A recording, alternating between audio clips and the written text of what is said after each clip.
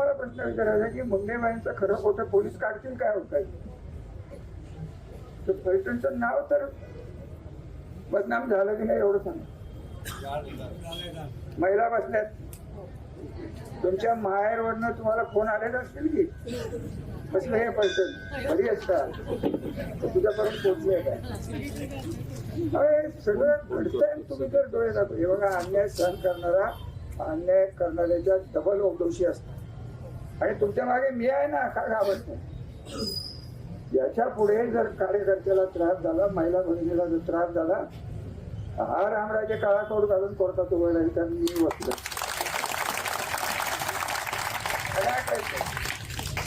पोलिसाच्या बदल्याची दम देऊन त्यांना पोलिसांना नाडवणे याच्यात काही राजकारण म्हणत नाहीत साहेब.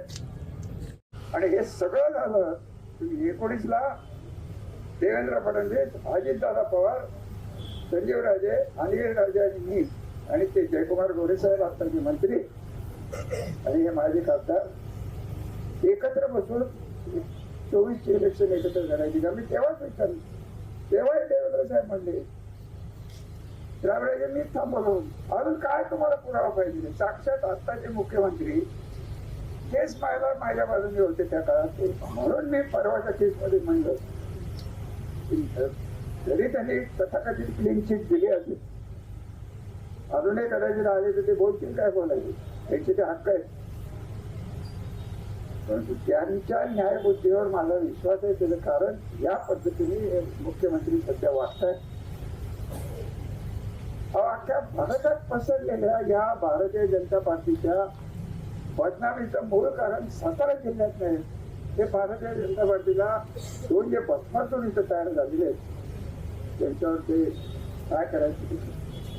साताऱ्यातली भारतीय जनता पार्टी आम्ही उंचीवर घेऊन गेलेलो आहोत. मी माझे मित्र या ठिकाणी ज्यांनी पहिल्यांदा प्रवेश केला ते गोरे साहेब ते आज या राज्याचे ग्रामविकास मंत्री आहेत.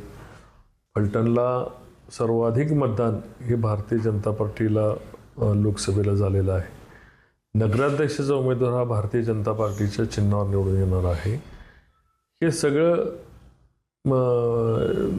डोक्यावर एक विशिष्ट प्रकारचा पडदा बांधल्यानंतर किंवा परिणाम झाल्यानंतर अशा प्रकारचे वक्तव्य काही माणसं करतात. त्यांना आज जनता त्यांची जागा येत्या निवडणुकीला दाखवल्याशिवाय राहणार नाही.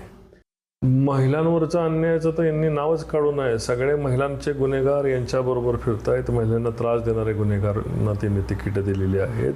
त्यांचा तिकिटाचा पाडा उद्या वाचायला लावू नये अशी मला या ठिकाणी सांगायचं आहे. गुन्हेगारांच्या भोवतीने आणि गुन्हेगारांच्या बरोबर यांच्या कुटुंबियांचे काय चाळे चालतात हे सुद्धा फलटणकरांना माहिती आहे. आता महिलांच्या सुरक्षेची जबाबदारी आम्ही घेतलेली आहे. राज्याचे दमदार मुख्यमंत्री आणि राज्याचे उपमुख्यमंत्री देवेंद्रजी यांच्या नेतृत्वाखाली फलटणमध्ये महिलांच्या सुरक्षेचे CCTV उभारले जात आहेत. 96,000 महिलांना त्या ठिकाणी आज लाडक्या बहिणीचा लाभ मिळाला आहे. 20,000पेक्षा जास्त मुलींना त्या ठिकाणी सायकलचं वाटप झालं आहे. 21,000पेक्षा जास्त कुटुंबांना भारतीय जनता पार्टी आणि राष्ट्रवादीची दिवाळी जाते.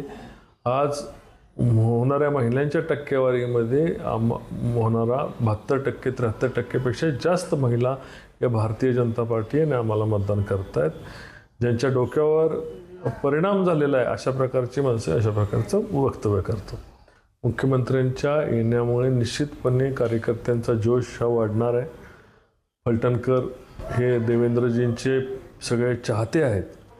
देवेंद्रजींना मंत्रमुग्ध होऊन त्या ठिकाणी लोक ऐकतात आणि आजपर्यंतच्या 6-7 वर्षाच्या काळामध्ये जे देवेंद्रजी जो शब्द देतात तो देवेंद्रजी फलटणकरांच्या बाबतीत पाळतात. कोणता शब्द आणि काय फलटणकरांना देण्यासाठी देवेंद्रजी फलटणला येत आहेत हे ऐकण्यासाठी फलटणकर सर्वसामान्य नागरिक उत्सुक आहेत.